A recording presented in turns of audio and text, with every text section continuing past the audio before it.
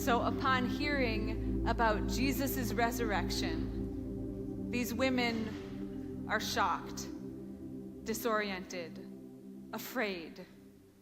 It says that they run away and they say nothing to anyone. That seems like an odd response, especially when we come gathered together saying, "Yay, hallelujah, Jesus is risen." But for them, it was so shocking, it didn't make any sense. And I think we can all relate to that experience of feeling disoriented, of feeling like all of a sudden the rug has been pulled out from under us. Like we are zigzagging and we zig and life zags. And we're left in shock, left feeling disoriented. My husband and I had that experience. We were in this place where when the music started, we started to think, what are we doing here? We were at a record shop in Minneapolis called the Electric Fetus, and this was 10 years ago.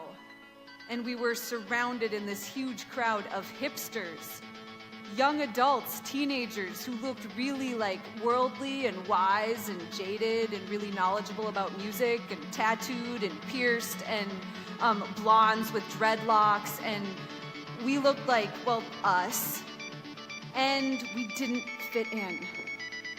Our musician friends had said, I don't know if this is appropriate, I don't know if this is gonna help you guys out at all, but the band, the lead singer and his wife, they lost a child too. And maybe you can relate to them. A lot of their songs come from that experience on this new album. And so there we were, in this crowd of hipsters, 2 days after our daughter had died, not knowing what to do, hearing lyrics of pain and loss and hope and new life coming from heartbreak. We felt like fools, like sad, grief-stricken fools. And it was April 8th, 2008, and we felt like the biggest April fools. Shock, disorientation, wondering how did life get to where it is? I think that's what the women who went to the tomb that morning experienced. They went to do a ritual, a task out of love, to anoint a dead body of someone that they had followed and loved. And all of a sudden they're met not with a dead body, but with a man wearing a white robe, which I just want to let you know, anytime someone's described that way in the Bible, they're usually an angel. And then he says the thing angels always say in the Bible. He says, do not be afraid, do not be alarmed. And he says, yes, you are looking for Jesus of Nazareth who was crucified. You are in the right place. But then he says, he has been raised. That's not a message anyone had ever heard before. He has been raised. He is not here. Look, there's the place that they laid him. But go. And what do the women do? They run away in terror and they don't tell anyone. Now, there are 4 different gospel accounts of Jesus' life and death and resurrection. We've got Matthew and Mark and Luke and John. And I think the account of Mark, of this resurrection story in Mark, is people's very least favorite resurrection account of Jesus. Because you can't just end by running away in terror. The other gospel accounts include more details, like, oh, then the women, when they're leaving, they run into Jesus, and it's amazing, and then the disciples are involved. No, Mark's gospel doesn't end that way. Mark's gospel is unique for 2 reasons. First, we never actually see the risen Jesus at the end of Mark's gospel. It's moving in that direction, and we hear it happens, but we never see Jesus. Another thing that happens is these women run away in terror and don't tell anyone. Well, they had to have told someone. I mean, what are we all doing here today if they never told anyone what happened? It's really unsettling But it's even more unsettling and dramatic if you read it in Greek, the language that the New Testament is written in. Because it says this is the very last lines of Mark's gospel. It says, they said nothing to anyone, and they were so afraid that ...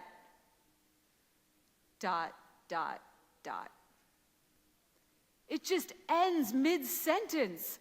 Like the writer of Mark's gospel is just typing away, and then he gets a phone call, and he never goes back to finish the sentence. What is that last part of the sentence supposed to say? A lot of early followers of Jesus didn't like that Mark's gospel just ended mid-sentence, women fleeing in terror from the empty tomb. And so some early Christian scribes wrote some additional endings to Mark. And if you go home and look at your Bibles, you'll get extra credit for this. Look at the end of Mark's gospel and you'll see alternative ending, longer ending, shorter ending. Because the original ending is just mid-sentence, women fleeing in terror.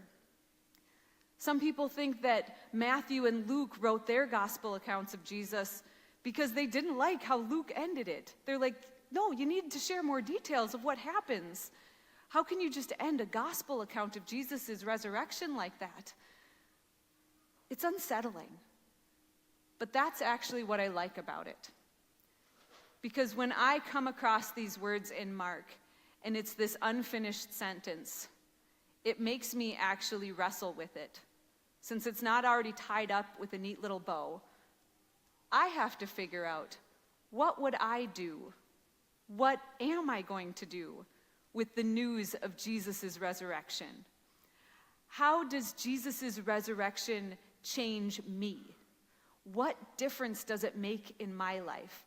If I believe Jesus is really the Son of God and that he was crucified, died, and resurrected, what impact does that have in my life? Especially when we look out into this post-resurrection world and everything just looks the same. I mean, it's really sunny and it's bright, but it's really cold out there. It's no different than it was yesterday. How are we different because of the resurrection? We talked about this at men's Bible study earlier this week, and one of the men said, I get it. When you feel so changed and yet the world looks the same. He talked about how when his wife and him, they brought home their firstborn child from the hospital and they entered their apartment and it was the same as it was 3 days ago when they'd rushed to the hospital when this baby was coming 3 weeks early. And they walk into this apartment that looks the exact same, and they carry this car seat with this new little baby, and they put the car seat with the baby on the floor, and they just stare at her. The apartment still looks the same, but they know that everything in their life has changed. And another man in the Bible study said, yes, I felt like that after my dad died. When I went back to his house, I couldn't spend the night there. He said the house hadn't changed, but he had changed. The death of his father had marked him. And when my husband and I were looking out of place as a little bit too preppy for the hipster crowd at the Electric Fetus, we looked the same as we did 2 days before when our daughter was still alive, but yet we were not the same. Death and life mark us. Death and life have the ability to change us even when the world looks the same. The resurrection of Jesus is our central story as Christians. Every time we gather, we tell the story of Jesus, and every story we tell leads to this story of Jesus' victory over death. This story says death does not have the last word. This story of Jesus' resurrection from the dead says that God cares for us, actually cares for us fragile, mortal human beings. God cares for our lives, and God also cares for us in death, and cares for us so much that God can even overcome death. That's amazing. Death does not have the last word. That should change us. that should impact us. Now, my husband and I, our lives have continued to intersect with the band that we heard that one night. Its name is Cloud Cult, and it's a Minnesota-based band. And we've gone to some shows over the years, and one of the shows that we went to happened to be on the 3rd anniversary of our daughter's death. But it also happened to be the same day that we heard our son's heartbeat in an ultrasound for the first time. And we went to that show feeling life and death at the same time. And one of the things that makes this band so unique is that the lead singer's wife is a painter, and she, along with another painter, paint paintings during the show. And as you're watching the live show, you're seeing this painting come to life, and at the end of the show, they auction the paintings off. And that night, my husband and I were like, we're going to bid on one of those. And so we bid, and then somebody else bid, and other people bid, and then we bid, and then the other people, and then we kept on bidding, and then it got way too expensive, and we're really glad we didn't end up with it because we put a number that we couldn't have afforded anyway. But we left the concert thinking, we want to mark this life and death occasion somehow. So we contacted Cloud Cult, and we talked to the lead singer's wife, and we commissioned a painting. And so she painted this for us, and she called it Death and New Life. Now, as you can see, this gnarly, twisted tree, the branches to the left are bare branches that shoot off into the blue darkness, and the branches to the right are filled with color, and even the wisps of the wind have color in them. And in the wisps of the wind and in the roots of the tree are lyrics of this band's song, of their songs. And some of these lyrics are hopeful, and some of them are dark, and some of them are both. One of the lyrics says, everything you need is here. Everything you fear is here, and it's holding you up. It just keeps holding you up. And it makes me think about those women at the tomb. They were greeted with this message that they needed, the message of the resurrection, and yet their first response was fear. It's all together. My husband and I, when we look at this painting, we see how close death and life are intertwined, and that God is present in both places. God is with us in death, and God is with us in life. It's a powerful reminder for us. Now, next Sunday, April 8th, my husband and I are going to go see Cloud Cult again, and it happens to be on the very anniversary, the 10th anniversary of when we saw them the first time. And this time, we're going to go see them at Orchestra Hall, and they're playing with the Minnesota Orchestra. And I wonder if the crowd will be different somehow than that crowd that was surrounding us at the Electric Fetus record store. But we're not the same as we were 10 years ago. And they're not the same as they were 10 years ago. It makes me think about how every time we hear the resurrection story of Jesus, we are not the same. Every time we cycle back to hear this story of Jesus' victory over death, it hits us in new ways. Because each year as we hear this story, we live our lives, and situations of life and situations of death happen to us in the course of that year, so that we need Jesus to bring us resurrection in new ways. Because we are always marked by Jesus' death and Jesus' resurrection. That's powerful. So this year, with whatever you have experienced or are experiencing right now, how do these words of the angel hit you? You are looking for Jesus of Nazareth, who was crucified.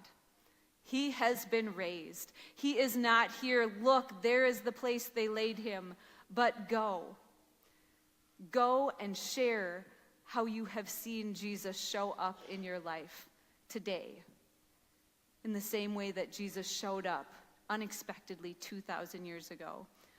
Go and share this message that our God is bigger than death and more powerful than death, and meets us in every single situation of life. Because at times we are all the April Fools. We all play the fool. And yet God meets us. every step along the way. And that is powerful. Amen.